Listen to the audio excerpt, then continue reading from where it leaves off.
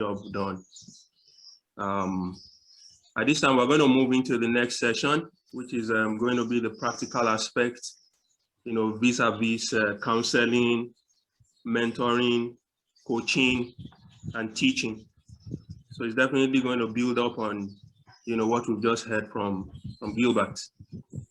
And there's no other, person to do this than our own, dear teacher, Emmanuel Eme. Emmanuel Eme serves as an evangelist and teacher for the International Churches of Christ, and he is the current chairman of Africa Teacher Service, team. He was converted to Christ in 1992 during his college years, and he was called to join the full-time ministry in September of 1994, and has since served in many leadership capacities, ranging from teen, campus, singles, and the marriage ministry. Married to Henrietta, they have two wonderful children, Ella and Henry.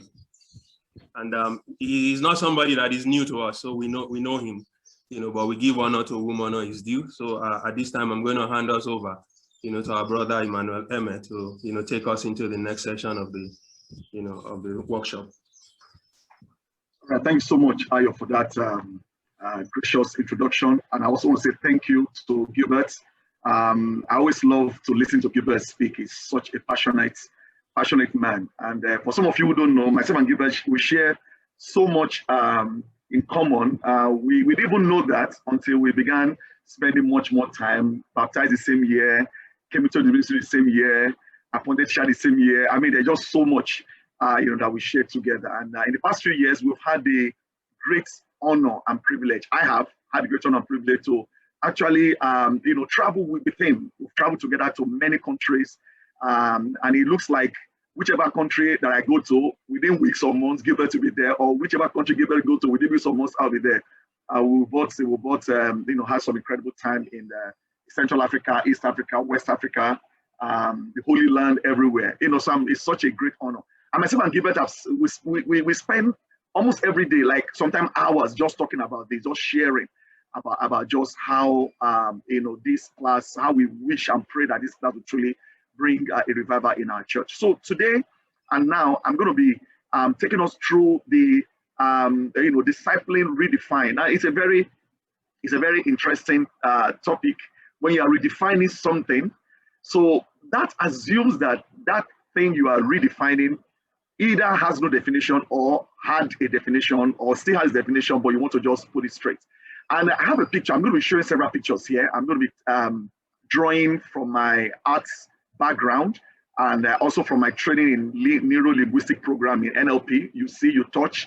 If you can smell, you can taste, then you'll be able to understand. So in redefining discipleship, here are the objectives of this class. Very quickly, to uphold godly and biblical standards. 1, to extract past and existing structures, identify pitfalls, then prefer alternate methods, encourage a paradigm shift, re-engage by faith, and finally, plan for a periodic training and review, because that is what we believe that we need even at this time. So when you talk about defining, you think of a dictionary, and no matter how big your dictionary is, if you can look up people like our brother Gilbert has already said, you will not find the word discipline. And like I believe that word will make it into dictionary sooner than we think. I mean, if selfie, can become an English word, and so many other words that we use today, definitely discipline. And if we want it to enter a dictionary with a very positive definition, then we need to start living out the definition right now. So what is discipling? If you want to clarify by definition.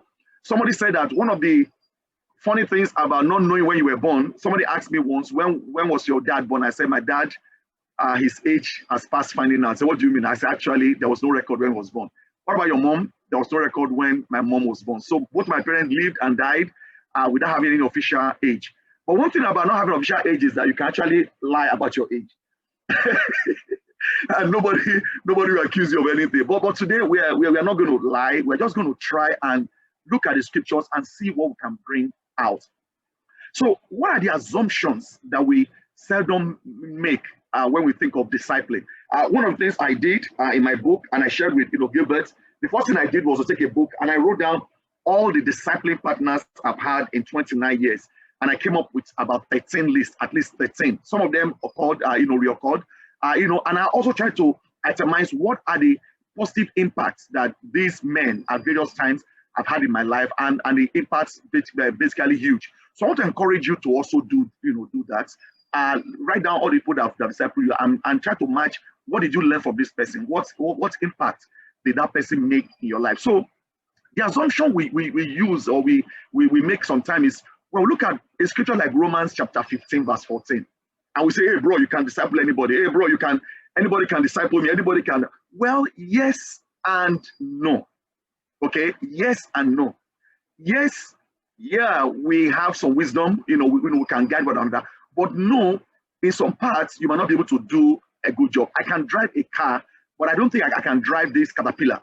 I've never tried it before and everything. So the Bible here says, I myself, Paul writes to the disciples in Rome, I myself, I am convinced, my brothers and sisters, by the way, that you yourself are full. Now, those ones I highlighted are the ones I want to focus on. That you are full of one, goodness, complete in knowledge, and competent to instruct one another. Many times when you read this scripture, we say, oh, we are competent. But the word here is competent. For you to have competence, competence means that you have some know-how. Think about it. If you if you are to undergo a heart surgery, will you open up yourself to somebody who went to med school, who is a cardiologist, or somebody who just feels that he has a gift? I just feel I can open up your heart and sew it back. Why? Oh, I did it in secondary school. I opened up a frog's heart and a rat's heart. You will not. So you look at somebody who's full of goodness. That's the one. For us to actually do this thing we call discipling, there must be goodness. You must have the good of yourself at heart, the good of God at heart, if there's anything like that, the good of the person at heart. Then you must be complete in knowledge. You must know there are rules that that we cannot throw away. There are things I have seen where discipline have been used many years ago as a tool to, quote, let me humble the man. I've seen where a teenager was asked to disciple a 40-year-old man, in our church in the past. Of course, not now. I'm talking about like over 20 years ago. Bible said that complete in knowledge and competent to instruct. See, everybody can instruct, but not everybody can actually, not everybody can be competent to instruct in some areas. So what I'm going to do today, I'm going to be using some analogy to tickle your fancy. The whole idea is to stir something in you. Some of us here can drive. Many of us here, own cars. Let's look at a lesson from auto mechanics. The strength of your car, whether it's a 2.2 Camry or a V8 Sequoia, the strength of your car, it depends on the engine. It might not be how big your car is, but the engine. And that is the brawn. Think about discipleship as the person, his youth, his strength, and everything.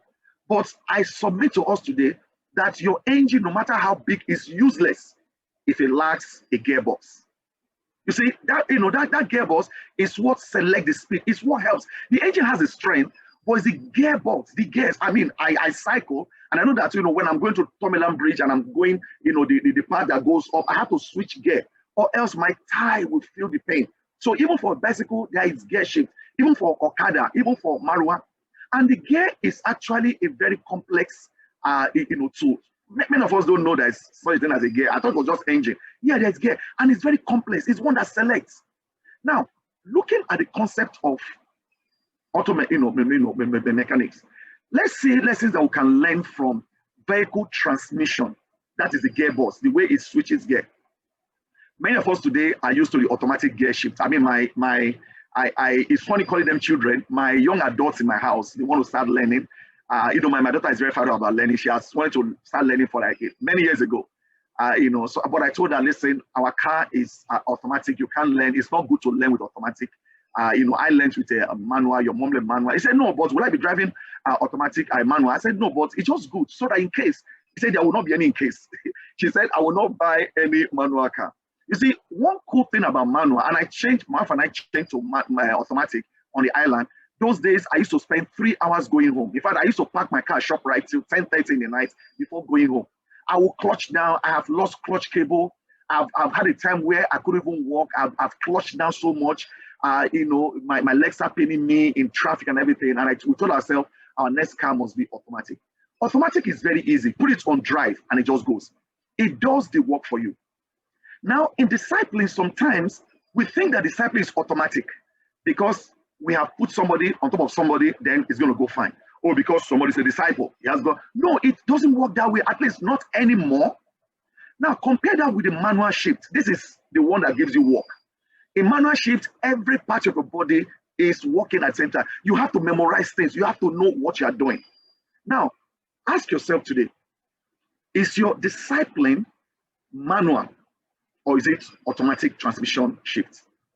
See, I want to submit to us today that discipline is actually a manual transmission shift, the gear shift. Because it's not just put it on D and everything goes well. There are things you need to know. You have to engage. And today I'm going to be, taking a look at some of those stuff. It'd be different between an automatic and manual gear shift. If that were to be discipline, number one, you find out that the manual gear shift sorry, I'm choking here. There's less assumption in the manual gear shift. Automatic, everything does. In fact, I even use cruise control. Just put it on D and your cruise control, just click it and I can accelerate with my thumb. But in manual, there's no assumption. You don't just assume anything is happening. You must make sure you engage. So there's more engagement. There's hands-on. Your hand is moving. Your leg is going down. Just changing those gears. Everything is going. You are thinking about the engine, the sound of the engine. Oh, I think this engine is revving too high. There's so much pressure. Let me switch the gear. All these things are things that we should do in discipling. There is more energy. There's more effort that they're putting. There's more exposure to the internal workings. When you are using a manual car, you will learn a lot about car and the way they work. It's just automatic. You just learn a lot. But when you're automatic gear shift, you only think about changing your tires and changing oil and buying whatever. But in manual, you will learn what gearbox is. You will learn what clutch cable is. You will learn what gear oil is. You will learn all those things you will learn. And I think discipleship challenges us to learn more. Now, let's start from the beginning. When we are studying the Bible with our friends, what we call the pre-conversion study guide, what are the things that we do? It is not automatic. We actually engage. So the problem is when people become disciple, we begin to lessen that engagement, and it's not good. In studying with somebody, we focus on biblical doctrine. We teach them the Bible. We inquire about sin and personal life. We don't take anything for granted. We want to probe. We build interest in their career, in the commitments that they have. Also, in that Bible study, there is also spotlight on family, on parenting. We call to review relationship. We're like, so what are you doing? How's your parents? I mean, we disciple them on everything. And that's actually where discipling begins. Discipling begins the moment we begin to study that with somebody. We show concern for their health, for their general well-being. But what happened is that after a conversion, we just assume that it now goes to automatic. I beg, they know what to actually do. So is that assumption that we want to erase today? So what we do and the things that we want to be is very, very important. There's something that we want as disciples. There's something we don't want. There's something that we want to be and do. In Matthew 23, it says, woe to you, teachers of the law and Pharisees, you hypocrites. You travel over land and sea to win a single convert, and when he becomes one, you make him twice as much as the son of hell as you. So why would you do that? Why would you go over land and sea to create something that is going to become a monster? And that is actually why sometimes the number of people leaving our ministries is so high, because we put so much effort in converting them. And when we convert them, it's like you learn with manual, everything with manual. Then you now think everything should not be automatic. When you now buy automatic, you don't remember how to take care of your car anymore. Just like some of us here, I taught my wife how to drive. And she still shares that today. She would say, man, my husband didn't teach me very well. I said, what did he do? She would tell the single people and the campus people, say, the first thing my husband did is to make me memorize the gears. I asked her, show me where they put water, the radiator. As I said, show me where the oil stick is. Show me, because many times you are driving on the road and you see some women, the car breaks down and they are calling their husband, honey, the car don't break down, where your mechanic? Because it is just automatic. They don't know. Somebody will say, madam, we were going to help her change tire. You won't believe it. I was working with some disciples, had a flat tire. I said, madam, so where is your wheel spanner? She has no idea what the wheel spanner is. She has no idea where the wheel spanner is. So we need to put in more effort. There is the good and the challenging. For my own life, let me share for my own life. When you talk about discipline, what are the things I've learned? Disciple taught me confidence. I was not a very confident guy as a non-disciple. As a young disciple, I was also a very confident guy because of my impediment, because of how I grew up, because of all the things I had. Discipline, taught me to be confident. It challenged my worldviews, at that time. It taught me discipline and integrity. In fact, I was telling people that if I become a disciple in my first year in school, my life would have changed in a way.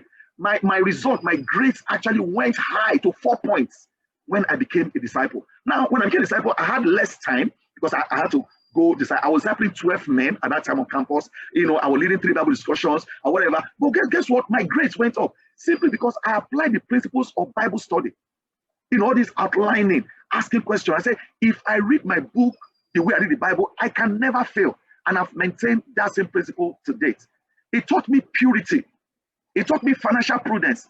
Even as a married person, there are times that, we're not making ends, we're not meeting at all. Well, in a way, they say not meeting, but right now they are close. We could manage. We learned how to maximize output by minimizing waste in discipline. We learned giving and sacrifice. Discipline showed me what marriage and parenting looks like. It didn't just teach me, showed me what marriage and parenting look like. I'm from a polygamous, home. My wife too, polygamous home with how many wives, multiple wives. So we didn't really see that. But discipline showed me how marriage and parenting looks like. It taught me to embrace a kingdom dream, not just my own personal dream, a kingdom dream, a dream that that is bigger than mine. Discipline groomed my leadership skills. Groomed me. I remember those days that we were brought out to come and learn how to public speak, learn how to do so many things, learn how to evangelize. I was taken out to go and be taught how to evangelize. Discipline gave me opportunity to lead and serve. Opportunities that maybe I wouldn't have had in the world, but discipline gave me the opportunity to lead and serve. And discipline taught me to manage and overcome my impediments. And I still have many impediments, but discipline taught me how to manage those impediments and continue to manage those impediments. So with all this, so what then is wrong with discipline? I mean, so Emmanuel, if all these things you are saying, what really is wrong with discipline? Why is it that every AGC, every time we say the problem is discipline? What is wrong with discipline? Nothing. Now, when I say nothing wrong with the concept of discipline. It is still as pure as it has always been. Nothing wrong with the concept. But unfortunately, that concept has been abused many times by many people. It's a concept that has been abused by people who have been misguided and ignorant, people who don't really know. Let me give you an example. Sometime many years ago at City Hall, I just stumbled on a sister giving a brother some good direction, and they were very good direction. And the brother got upset and was like, sister, how dare you disciple a brother? Sister, don't disciple a brother. And I turned, as a young self, I said, brother, she's not discipling you, she's trying to save your life. So the concept that, only my discipler can disciple me. Only my, so we begin to put all those things. I had a discipler once that will go to a restaurant for the disciple time, and he will not allow me to buy him Coke, just Coke. Later on, I didn't understand. When I found out that he was told that if you buy your disciple Coke, then you won't be able to challenge him. I said, come on, what does that mean? In fact, my fourth disciple I had, I thought the guy was weak. Honestly, sincerely, I thought the brother was weak because this brother was not mean to me. This brother was not harsh. He was not brutal. And I checked him. I said, man, that guy weak, man. That guy no beer. But I didn't understand that this person has a different paradigm. Now, they probably all got the same information, but personality also plays. So it's our failure to constantly evaluate and clarify meanings and the processes. And I think that is one of the areas we need to work on. Let's consistently, especially something that has no dictionary definition, we have to constantly evaluate how are we doing. How are you doing? Do you check your tire pressure? Do do you have an oil gauge that works? I remember there was a time I used to drive this car that the fuel gauge doesn't seem to work. I remember many times that my car broke down on the way to church, on the way to staff meeting. So what did I do? I now devised a smart move of now using a dipstick, metal. I'll open my back seat and open the thing, and that's why I'll measure. But there has to be a measurement. Then when I know that it passes this line, oh, then I know I'll be daily, you'll carry me home. In 2 Peter chapter 3, verse 16, Paul writes concerning the letters of Peter writes concerning the letters of Paul. He said his letter contains some things that are hard to understand. Let us admit, discipline is not a joke. The concept is not a joke, which ignorant and unstable people distort as they do other scriptures. Therefore, dear friends, since you already know this, be on your guard so that you may not be carried away by the error of lawless men and fall from your secure position, but grow in grace and knowledge of the Lord. So that's what we need to grow to combat things that are wrong. You might have to go and grow in your knowledge. And that's why we go to school, we take advanced the courses, because we don't just want to remain where we are. It might be good today, but there's no guarantee that it will remain good tomorrow, because things will always change. People will change. New people will come. So here are some of the suggestions that we have in this redefining that we're doing. Here are some suggestions, and I pray that that these suggestions will be good. And I pray that if there's anything wrong with them, that God will take them away in our question and answer, and God will expose it. But I want us to think about some of these things. Number one, we need to think, like our brother said, think partnership. When you think discipline, think partnership. This is not a business, something where you are the boss. Think partnership. We are co-partners. It's like a family. The wife and husband, we are partners. Think partnership. If you don't think partnership, you will not believe that that person who you are trying to help has anything to also add to your life. You will assume that it's only you that must give. It's only you that must give. Oh, you cannot confess your sin to prove your discipling. However, you have to go to somebody who is discipling you, whatever. So then how will you grow that person to be human? There are several pictures I have seen when we think of discipling. This is one of those pictures. That picture assumes that one person is trying to help the other person to be a better. And as long as we keep having this picture in our mind, we are going to have what I believe, I could be wrong, what I believe will be a distorted image of discipling. Rather than having only this picture, I'm not saying that picture is bad, one person helping another person to climb.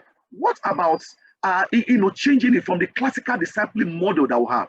What about redefine redefine it, where it's not just one person, we are seeing a chain. Like Paul said, follow my example, not just my example, but that example must match that of Christ. The guy discipling me must also know that he too, his goal is to go to heaven. The guy I'm discipling must also know that my goal is to go to heaven. Then he must also have the same goal. Then together we know that we are all working for a common goal, not for one man's goal. Then the focus will now become Jesus and not man. You see, discipling should be seen, that word discipling, we're going to unbox it very soon. But that word discipling should be seen as a toolbox. And people who know me know that I carry around toolboxes, really. I have in my car, in my house. In fact, one day, one mechanic saw my toolbox and said, engine. I have enough toolbox to actually break down an engine. I have those ones they put under the car with tires, hydraulic pump. Because I'm a handyman. My dad, was into engineering. He taught me all of these things. So I fixed my car. I service my car, change my oil, I fix fan, I fix a lot of stuff in my house. So in my toolbox, I don't just have just one set of tool or one particular. Even on my table, I have one. There's scissors, there's plier, there's eraser, there is all kinds, there's knife, everything here. Now, if all you have is just one tool, like they say, if the only tool you have is a hammer, you will treat everything as if it were a nail. Even if you see mosquito on the wall, you carry boa, you break the wall. If it's on a glass, boa. The truth also is that a lot of us, we've not built on our repertoire, on the things we can do. Your toolbox is empty. You only use the one whatever. So the more you add your toolbox, the more you can do things. I mean, I have precision screw. I have tools for plumbing in my house. I have electrical tools. So it's easy for me to do those things. And you need to check your toolbox first as we go on. So at this point, let us unbox discipling. that word discipline, can we agree that it's a complex word? It's also a collective noun. A collective noun are words that are used in the singular, but they have plural sense. Like you say, a bevy of ladies, a loaf of loaves of bread, bunch of banana. Can we all agree that discipline? Let's open it. There is more to discipline than what we have, we have been teaching or what we believe. So let's go back to our auto mechanics, illustration. I would like to propose a 6-shift discipline model. I want you to imagine that your car has these 6 shifts. In this one, I created this. I don't know any car that has only gear 1 to 4. They're usually up to 5 and 6, but I had to create this for the purpose of this illustration. And here is what it looked like. What if we agree that within that complex word called disciples, like that complex word called that contraption called Nigeria, we don't just have Hausa, Igbo, Yoruba. We have Nupe. We have we have people from Borno State who don't speak Hausa. We have the Middle Belt. We even amongst Igbos, we have all kinds of dialects. Even among Yoruba, we have all kinds of dialects. But what we know is Nigeria. So what if we all agree that within that concept of what we call discipline, there are things that should be going on. Number one, there should be counseling going on. And you and I know that you only engage your gear 1 when you want to get out of a very bad situation. We want to just speed off immediately. But you don't only use gear 1, or else you will burn your engine. Your gaskets will burn, your gear, gear will burn. But see, if all you know is just one rule, then you cannot apply other. So what if we agree that in discipline we could be counseling in discipline? When there is need for counseling, we apply that gear called counseling. What if we apply another one called mentoring? What if we apply another one called coaching? What if we apply another one called teaching within that concept of discipline? Remember, if all you know, the only tool you have is a hammer, everything becomes a nail. Like, let's disciple. I mean, just look at our expression when we talk about the word discipline. We say, let's disciple. In noni, you have to, it's all about rebuke. It's all about, it's amazing. In those days, if you go to a discipline time and you come out smiling, they'll say, you are not disciple. You went to discipline time, especially among some notorious brothers. Say, that body didn't disciple you. If he disciple you, they'll give you tea. You can't drink, drink that tea. There was a time a brother came to my house in Dubai in Sulere, and we spent, I'm not kidding, we spent like 4 hours talking about life, talking about whatever. We talked about family, we talked about so many things. On Sunday, it's a Bible talk day that he put himself as Miss DB time. I said, bro, why did you? I'm not making up this thing up. I said, bro, but you're a disciple. He said, no. I said, why? He said, because I didn't rebuke him. I said, bro, do I have to rebuke you to feel disciple? He said, that's the concept of his mind. He said, if you don't rebuke, that is not discipline. So you can see where we're coming from. Now, within that structure, there is also a P that means park or stop. There's a time to stop. There's a time to change the driver. There's a time to say, you know what, I don't know what I'm doing. Or there's even a neutral where you're just going free will. You're not in gear 1, gear 2, gear 3. You're just going by the grace of God. And you have to admit it. And of course, there is reverse. There are times when you make mistake, you have to reverse. One of the things that I don't know about you that men don't like doing is to ask for direction when they are driving. I don't know if you're not guilty of this, then I need to come and spend time with you. And you need to tell me what you're eating and drinking. Men don't like, and I know those times I'm going somewhere with my wife before Google, and my wife say, honey, ask somebody now. I say, no, we'll go so rich there. Whatever I go to whatever. Ask somebody. So people say that men don't like listening to the voice of women. We don't like women commanding us to what to go. And God now embarrassed all the men. God now gave us Google Map. And guess what? The voice of Google Map is a woman. And I've been listening to that woman for years. Isn't that amazing? That's just to throw that one in. So let's begin to unbox them one by one. When we say counseling as a discipling tool, see it as a discipling tool. When do you apply counseling? Counseling is guidance in resolving personal or psychological problems. Sometimes people come to you. How can somebody come to you and say, bro, I feel so discouraged, I failed my exam or whatever, and you say, bro, let's go and crank, bro. It's like cranking solves every problem. Or somebody come and say, okay, well, I just lost my job. Or somebody say, well, I don't know, I can't understand. I feel I'm burned out. Bro, you are lazy.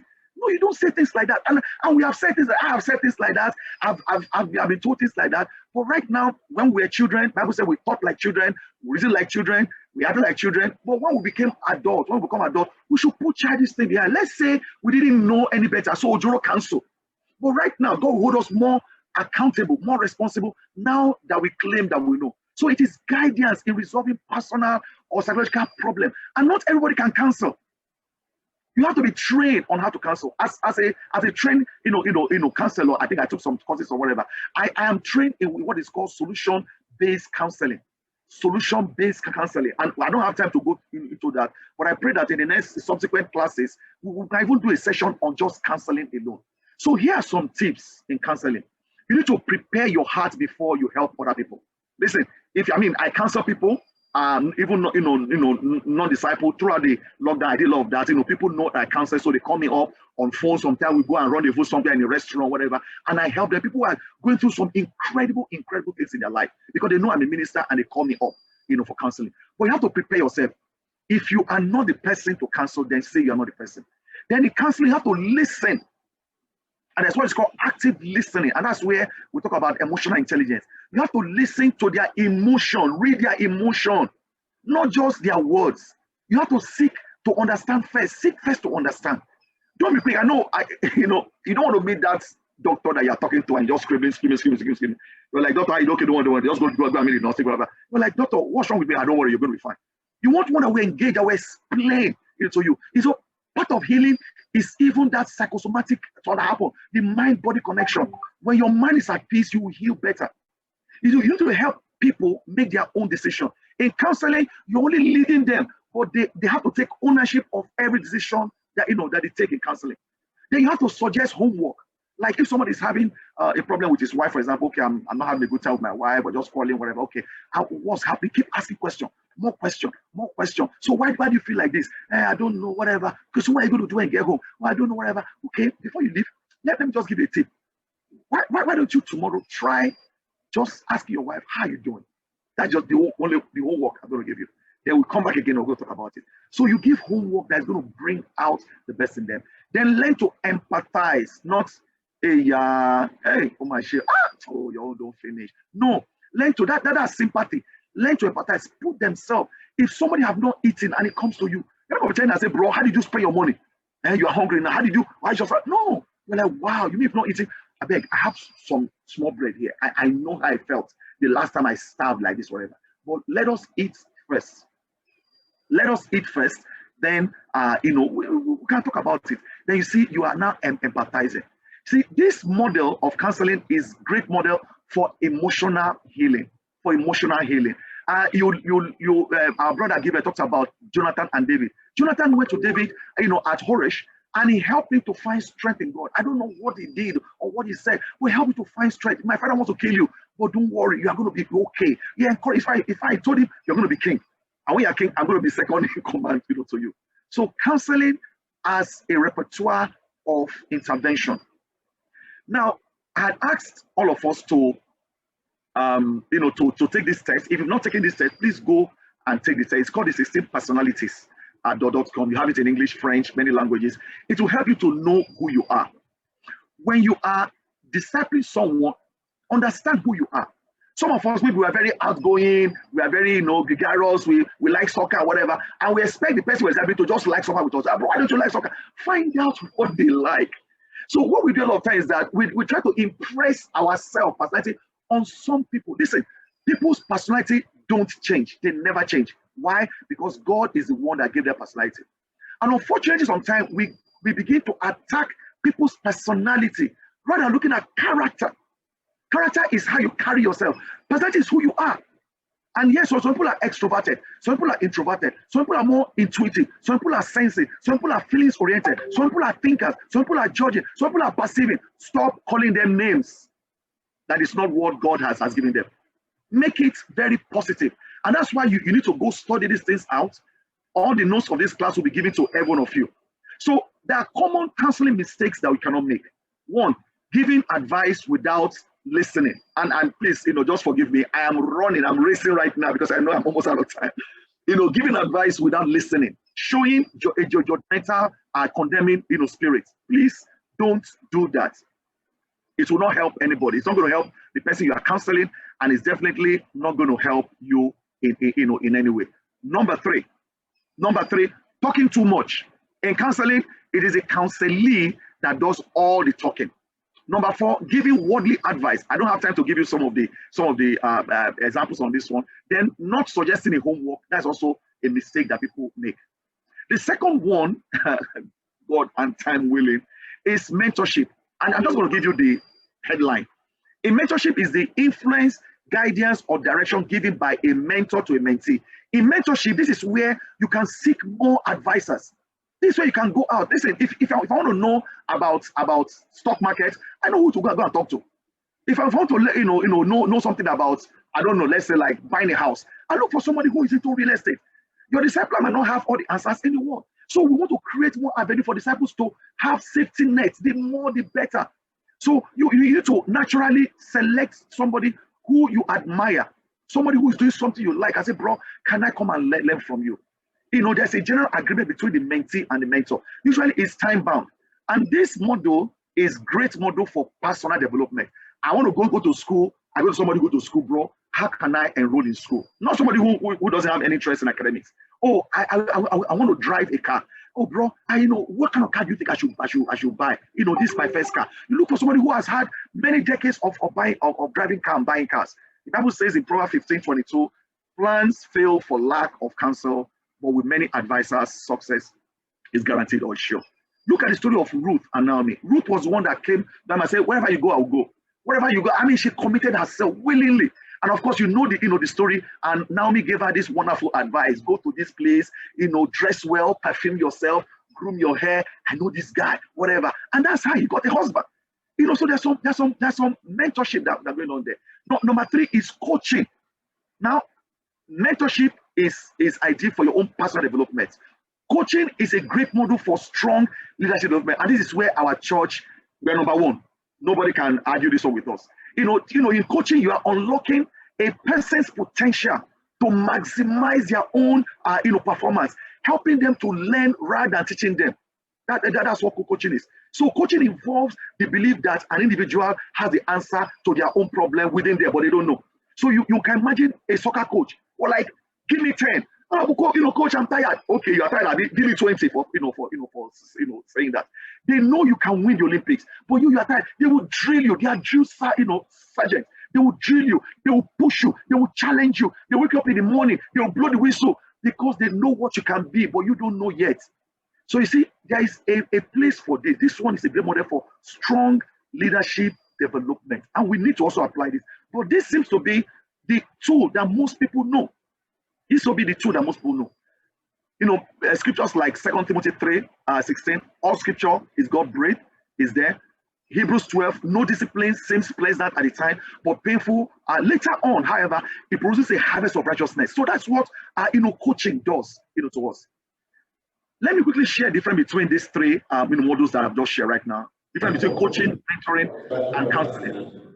There are questions you must ask. In coaching, getting the feedback, maybe somebody's mic is on. In coaching, you ask how. How? In mentoring, you ask what? What do you want from me? In counseling, you say, why? Why do you do that? So you must know and pick your questions. The focus in coaching is the present. Bro, you need to do it. You are going to be this. The focus in mentoring is the future. I want to buy a house. I want to do this one. The focus in counseling is the past. What happened to you when you were small? What did he say to you? It's really the past. The aim of coaching is improving your skill. Because I want to have a first degree. Now I want to have a master's degree. I want to have a PhD. I want you to improve your skills. The aim of mentoring is for developing and committing to learning goals. Then the aim of counseling is overcoming psychological barrier. And finally, the objective of coaching is raising competence. When you coach people, you're going to raise, like we're doing on campus. We want to raise strong men and women who can lead churches anywhere, everywhere. And they know what they go through. It is rough. We know we stay up, study till late in the night. They see me do it, so they can do it because we know what's going to happen eventually. Mentoring opens up the horizon. I didn't know that. Well, yeah, that's it. Wow, teach me more. Then counseling builds self-understanding. you now begin to understand yourself. Finally, teaching as also a tool. Teaching and training involves an expert teacher. Not everybody, Bible says, should assume to be teachers. An expert teacher who imparts knowledge to their students. And this is one area that we're beginning to really do well in our church and all over Africa and everything. We are appointing teachers and we're going to dig down, not just discipleship to cancel the course. We're not talking about deep things. We're talking about deep things. So the best teacher will use participative and interactive techniques like coaching. There is very, differently in balance of knowledge. In this day, the teacher is the expert. So he knows more than you. He has the right answer, and you better just accept whatever he's saying. We believe that is correct, of course. So this is the teacher-student model, and it allows room for growth. We should allow room, because one day the student can also become the teacher. I would say if a student is trained well, he will also be like his teacher. So don't think that you support somebody for 40 years, he should remain your boy. No, he too will grow. So that is where the teaching thing becomes an issue. We teach. We don't recognize that person is actually growing. A student can even grow higher than his teacher. So this is a great model for passing knowledge. Now, when we look at these pictures here, all these pictures define discipling. But if you look at the way the hands are, you find that in the position of the hand, one is comforting, one is strengthening, one is reassuring, one is leading, whatever. That is what we should have. We should embrace all these approaches in discipling, not just one style. Let us recognize, and magnify the common goal. We all want to go to heaven. That is the goal. And of course, these 6 shifts that we're proposing, learn them. There is also a time to stop. Brothers and sisters, it's time to stop. When you are wrong, you stop. You apologize. There's time to put it on neutral, to admit, I don't know where I'm going. I'm just going by the forces of gravity. And there's no fuel in this vehicle, it's just the slope. When it gets to the middle of the slope, it's going to stop. To be honest, and it's time to say, you know what, we made a mistake. Let us reverse. So where do we go from here? Challenges, if you want to call it. Digest these redefinitions and concept 1. Know yourself 2. Learn new skills and commit to growing 3. Confess. I'm going to do that in the final part, and get rid of past pitfalls. Renew your mind daily. Review your chosen nomenclature. Rather than say, oh, he's my discipler, or are you really his disciple? Yes, of Jesus Christ. Why don't you say he's my discipling partner? So we are partners in this stuff.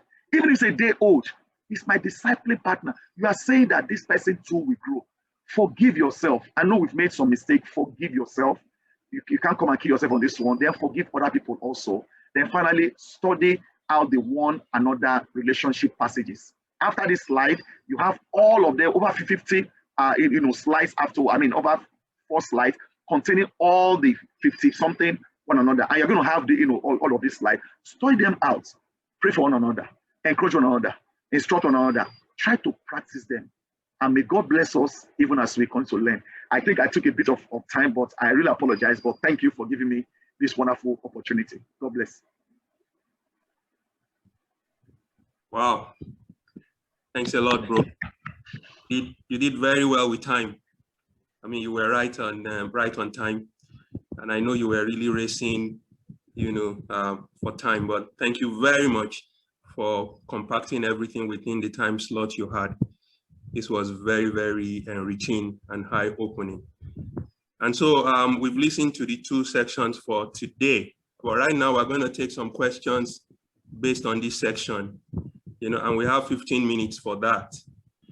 So please bear with us if we're not able to take all the questions, but we want to just quickly use the available time, to try and answer whatever questions we may have. And please just go straight to the point, and then vote on the chat or raise up your hand, and I'll call you. So can we have a show of hands for those of us who may have questions right now? Okay.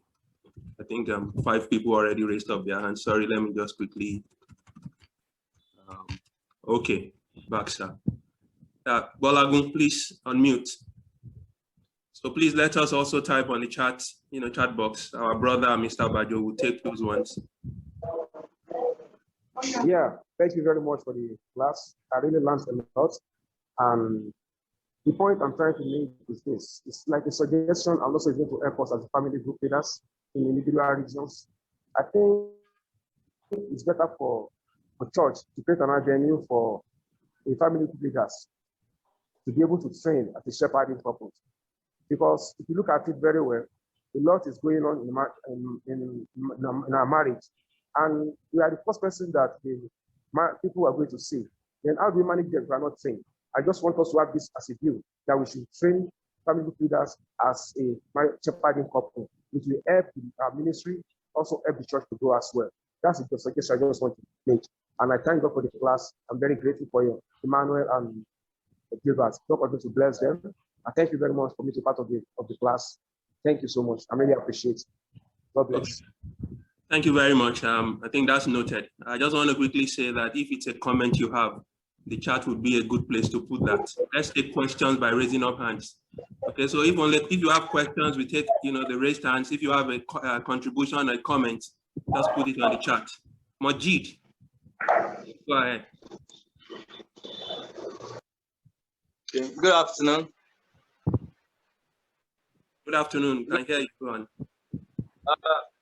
It's a wonderful message. I really, really appreciate the message, every part of it, the gear, and how it applies to how discipling should be. So I just have a question to ask. Why can't we have like a workshop for discipling? But if we actually say this is a workshop for discipling, I don't know if all disciples are on this workshop listening to this, because I feel like many disciples are not hearing this. So, and then how do we pass this kind of message to them?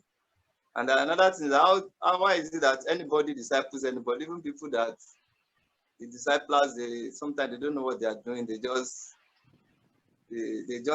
just elected, and for 1 year, 2 years, the discipling time doesn't go. So that's my question. Thank you very much, Mr. Eme. Yeah, today that's a good question. And what I'm doing at this time, I'm posting the YouTube link. We're actually streaming this session live, the entire session live. So anybody who is not here, they can go and watch it. So all disciples actually, we only paid for 500 spaces or slots for this thing, even though we are just 244 connections. So they can go. The link is there. And now what we're going to do at the second segment, which is very crucial, when we split up, is we're going to now discuss the internal workings based on your region. Because the way it applies on campus, for example, might not be the way it applies, somewhere. We have a close community, everybody gets discipled, everybody, all those things. So you have to find out what is the modalities for your own. I think now the world has shown us that we have no excuse. You can't say, oh, my husband was at work, so he didn't come back, so we couldn't get disciple. You can do it online.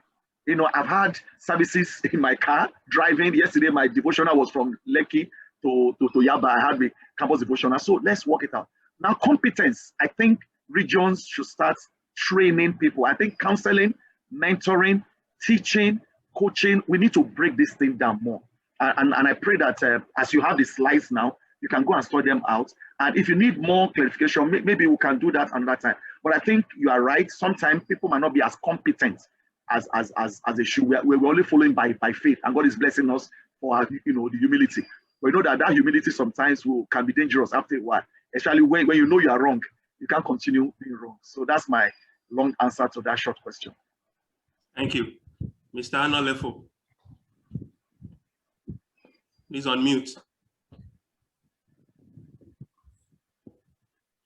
Okay, there's a question in the box.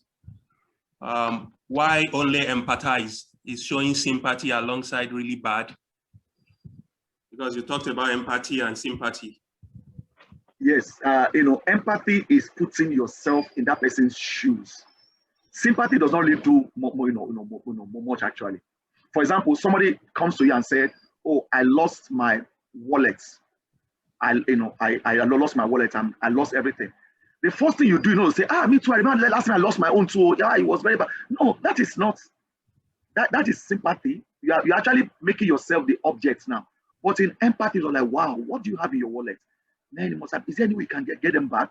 Are they whatever? Is to put yourself the way they are feeling, because their feelings are their feelings at that point. So in counseling, what we do more in counseling is to empathize, put yourself in their shoes, then you can be able to feel what they are feeling. If somebody says that he feels that there are things crawling, around them, you don't say, for we are nothing to crawl around you. For them, to them, it's true. They feel things crawling around them. So you ask yourself, if things are crawling around you, will you appreciate if somebody says, bro, it's all in your head, Joe? You won't really appreciate that. So I think we need to grow. We have to grow as a church in our ability to empathize. Rather than empathize, we label people. You should they talk, Joe. You should they do, Joe. You are not this, you're not that, whatever. The answer is that you are not skilled to help that person. So sometimes you might have to refer somebody and say, oh, there's this brother or sister who went through this. Do you mind if I talk to him about you? Take their permission. I can go and say, for me, I'm not really equipped. That to me is humility. So that's a very quick answer to that one. And I don't know if my brother, Gilbert, you are supposed to be coming in here to help me out. Gilbert. Let's carry on. Okay, Monsieur. You're doing a great job, Emmanuel. Don't worry, you're doing a great job. I spotted an interesting question in the chat box. I thought I'd quickly bring it up. Our brother Abiodun Mudashiru from the Warri Church is asking that how does one manage a disciple relationship where the disciple feels he or she has been in the church for a long time, and therefore a younger disciple cannot be assigned as his or her discipler? How do you handle that, Emmanuel? Exactly. Thank you very much, Gilbert. That is your question, Gilbert, to answer this. Yeah, I think that's an excellent question.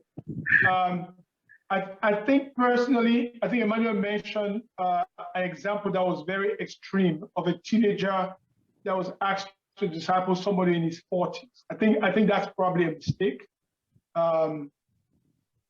But if it comes to situations like that, I remember when I was 23 years old and I was working for the church in Abidjan, and I was given, most of us were young, and I was given to disciple a married couple who many of you know. Shade was the first person to be baptized in Lagos, married to Kwajo.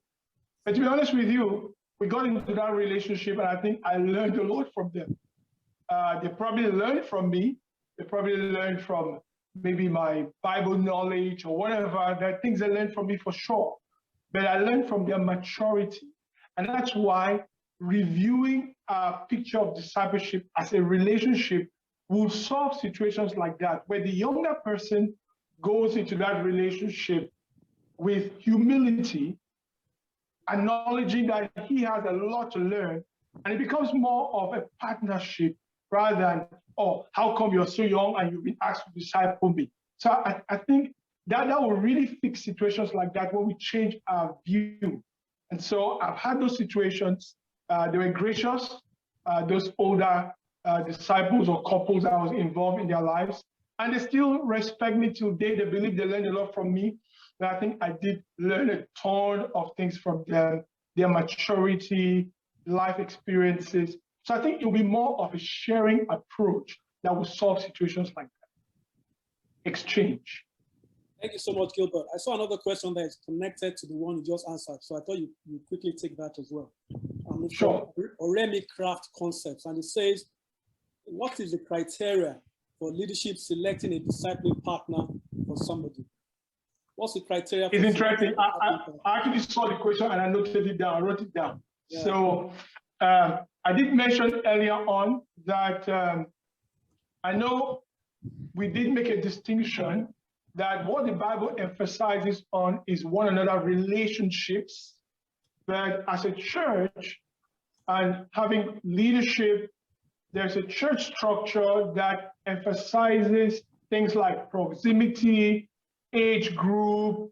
Are you all in the same? Like right now, we have a 2.5-year-old son, and so even though my wife and I are supposed to be the disciples of maybe the Awolowos and a couple of couples like that, when we meet, we actually exchange notes. Some of those couples that we're supposed to be discipling, they have older children than us, so we actually learn from them. But I think proximity, age group, life stage, season are all aspects that are important. Now, I can't answer for every leader on how they decide in those things. But there are a few comments, and I believe Emmanuel, being in the church staff, might be more qualified than me to answer that question. Okay, I think Mr. Anolefo had his hand up.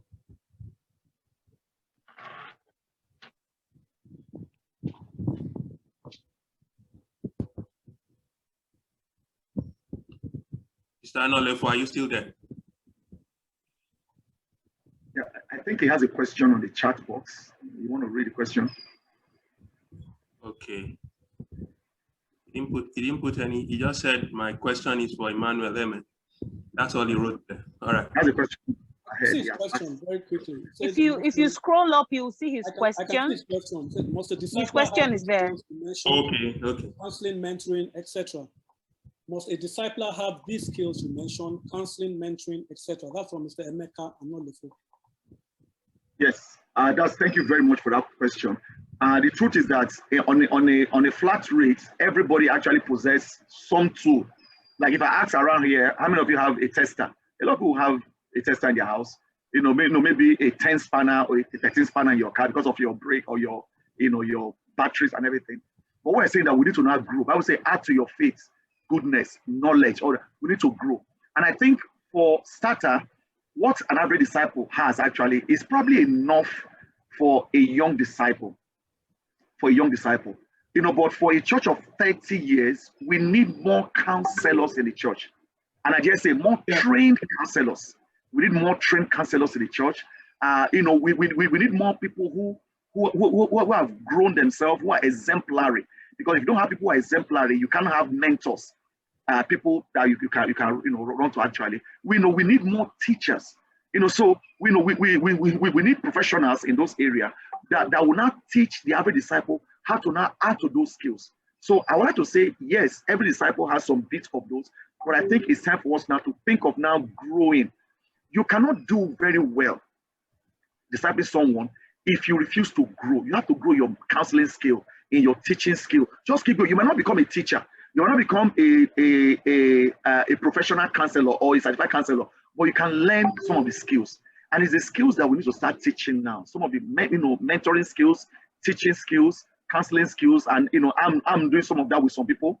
Given is doing that. We're trying to raise up the next level of teachers even at church by just picking younger people, and just teach them. People who do communion, every now and then in church. People who climb up there to do things. Let's equip them with Bible knowledge.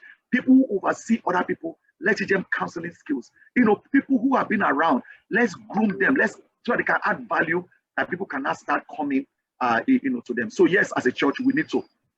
If you want to be a discipler of somebody, then you need to commit in growing in those skills. Okay, so we take one more. Apologies to those who couldn't unmute. They said the host didn't allow them to unmute. Sorry about that. Now, Mr. Oyeyinka, that's the last one we're going to take for this section. Oyeyinka Oyegule, please unmute. Can you unmute? Good afternoon. I want to really appreciate my brothers here. This is the first time that I'm having this kind of training, and it's really very helpful. Because the background we are coming from, when I came in about 31 years ago, is that things were just done anyhow, and that has really has done a lot of ills in the church. The way people disciple, people abuse here and there, and people, when they confess their sins, they expose it and all that. And so now that coming with these new teachings, new training is really a welcome development. And I believe that, you as our teachers, we have a lot to do, because we have to be trained. If you don't train them, you can't blame them. That is the logic. And so coming up with all this is really helpful for me. And I know that a lot of people out there, they want more of these teachings and training so that they can help people to grow. If you want to grow people, you yourself have to have the knowledge and the skills, just like my brother Emmanuel shared about, auto and manual. And so I want to urge, the crew to do more of such, so that we can get ourselves on the same pedestal level. Thank you, and God bless you.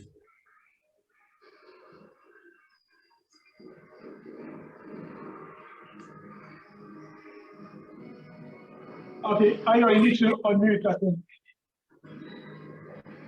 Oh, okay, thanks. So that's the last question we're going to take now. I believe at this time we're going to go ahead. Sorry, Ayo. Sorry, yes, please. Sorry, I saw a comment from Mr. Koduga that there was a sister asking a question. If we could please take a question. I've not heard many questions from sisters. We can make that one exception, please. Okay. Can someone read the question out? It's not a question. No, I've been raising my hand. Uh-huh. Thank you, Auntie Femi. Oh, okay. Bumi. Thank you. It's important that as we grow as a church, that we begin to look into formal training. You know, there was a question from Landry, and I just want to reiterate it because it spoke my mind. And that the question is, how do we incorporate formal training, formal coaching, formal teaching? You know, Emmanuel mentioned neuro-linguistic programming. He went to learn that. He went to get teaching and training for that. I have training in NLP as well, but it's been a while back. And the thing about these trainings with teaching and coaching and life skills, life coaching, is that you need to, you know, keep doing them in order to be able to help the people that have been put in your care. And everybody, as I said, has some level of it, but we need to get formal training. So is it in the plan of the church to even start with ministry leaders before you go down to Bible talk leaders and all of that, and everybody as well, to get this formal training? Because a lot of us are just doing this from either experience or from what we've been taught. And from everything that has been taught and comments that people have made, we haven't been taught right. So we need to get these skills and get them formally done. That's my question. Thank you. Emmanuel, can I start and then you can build on it? Yeah, so thanks for that great comment and question. What I'd like to really say about that is, let me take teaching, which is my area.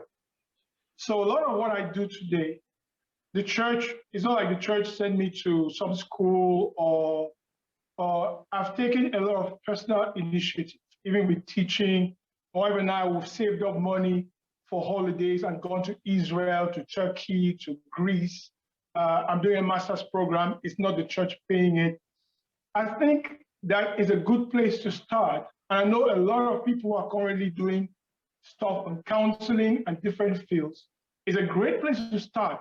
Having started it, it looks like it's beginning to open our eyes as an institution to start thinking about how we can budget for such training. I've had situations in the past where I was personally very disappointed that even as teachers, we made a proposal to the board of this church to go get more training, go for some conference, go to Israel, and it was treated as a nice to have. My prayer is that from today on, we realize those things are not nice to have, they are needed. That's my comment. Thanks. Yeah, thank you so much. And it's good to see somebody else who is a neuro-linguistic programmer. For you guys don't know, we can actually hypnotize you. For real, really. You know, hypnotism is one of the things that we learn in a neuro-linguistic program. And just like Abra Gilbert has said, there was a time that discipleship to Candy course was okay for us. But right now, I think we need to now switch gears. Remember again, we've been on gear one for a long time. Our gasket is burning. I think we need to switch gear. So if you have a passion, we went to Ghana a few weeks ago, and after talking about teaching, some disciples came to me and said, "Hey, we would like to register. Which school should I go to? What course should I study?" And for the past few weeks, I've been liaising with them, guiding them and everything. So let's see your passion. And just like my brother Gilbert, I have sponsored myself to most of these trips, virtually all these trips also, including teaching trips. I've sponsored myself to Israel, to Egypt. It's your passion. I've raised money. My wife, she just talked my wife for me. She has given up so many leave allowances because of me. and so many chop money because of me. So we need more disciples. And I think it's time for us to be able to form a group of disciples who have those interests so that we can begin to encourage one another and be able to help the church back. It's very, very important. I just finished a master's and I'm doing a PhD and I self-sponsored myself. Church didn't pay for any of this stuff. So you can also do it. If you have a way of, if you have needs, let's talk about it. And I know that if God can provide a ways for us, God can also provide ways for you. So I think it is time for us to now begin to feed the church deliberately, not one of those if something happens, I will not come and preach or teach. I used to do that. But for years I have series. I teach series every single month. I preach every single month. I don't just wake up and say, let me go and teach this one. Every year I can count for the past 15 years or more. I've been doing systematic theology, teaching my group. And when you do that, you have very few followays because people are good. And I think that's the era that our church is right now. So please join with us. And my brother, Gilbert is coordinating this Bible Talk Leaders, mentorship program or training program. And it's our vision that we're going to have more constant training for the Bible Talk Leaders. The elders in training have theirs, but I think our Bible Talk Leaders, you do need training. And we take responsibility that we've not really done enough, but we repent, we are putting it on reverse and we're going to do the needful. Thank you. Amen. Thank you so much, everyone. Even as we ask for further progress and advancement in all these areas of the church, I'm sure you'll agree with me today that even the workshop we've had today, the depth of knowledge that has been imparted to us and the quality of the speakers is positive evidence that our church is indeed moving ever upwards. And I know that God will continue to strengthen us and enable us to take it higher. I really hope that what you are taking away from this workshop today is worthy of the time and sacrifice you are put into being here today.